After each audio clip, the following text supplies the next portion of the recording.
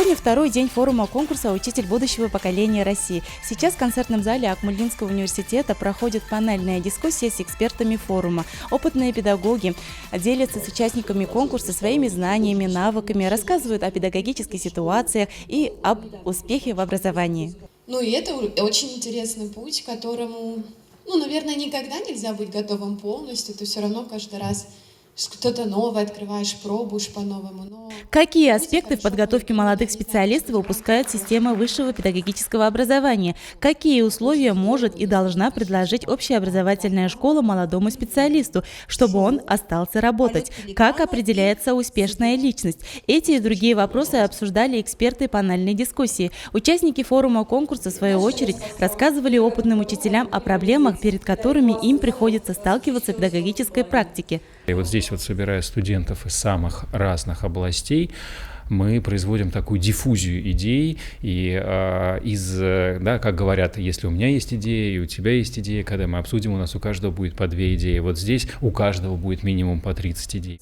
И, на мой взгляд, этот форум-конкурс хорош тем, что это конкурс и помогает нам увидеть будущих талантливых учителей, и тем, что это форум, и студенты имеют возможность пообщаться с учителями, у которых уже есть опыт за плечами. В технопарке и в кванториуме Башгоспедуниверситета будущие учителя прошли диагностику профессиональной компетенции педагога. Это было первое конкурсное испытание. Во втором этапе конкурсанты представили вниманию членов жюри проекты, которые они разработали или уже реализуют в учебных заведениях. Проекты, представленные участниками конкурса, достаточно разноплановые и интересные. Эксперты оценили высокий уровень подготовки конкурсантов.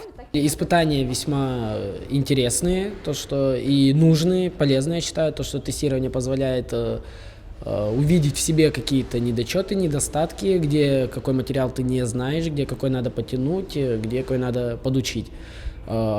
Проекторий в целом новый для меня и интересный формат. Защита прошла хорошо, вопросы были достаточно колкими от жюри, и жюри показало свою непосредственную компетентность и строгость. Но было интересно, на самом деле, себя попробовать именно в защите своих собственных идей. Всегда есть недочеты, всегда найдешь к чему прикопаться, за что себя поругать, но я считаю, что я сделала все необходимое, и все уже будет зависеть от экспертной комиссии. А нам с ней повезло. Настолько понимающие, добрые люди, наверное, только в БГПУ есть.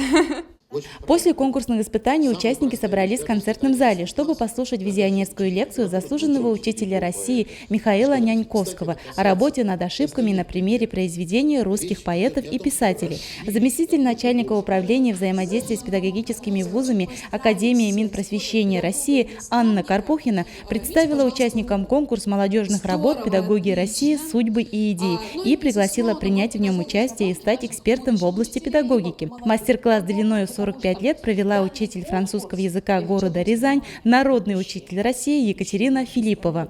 Это большое дело. Людей приобщать, молодых людей приобщать к профессии, которой они хотят заниматься, и показать все сложности, все трудности, но все и счастливые моменты, которые есть в нашей профессии учителя. По итогам конкурсных испытаний первого тура «Учителя будущего поколения России» состоялась жеребьевка тем разговоров о важном, которые проведут конкурсанты завтра, 15 мая, на площадках уфимских школ.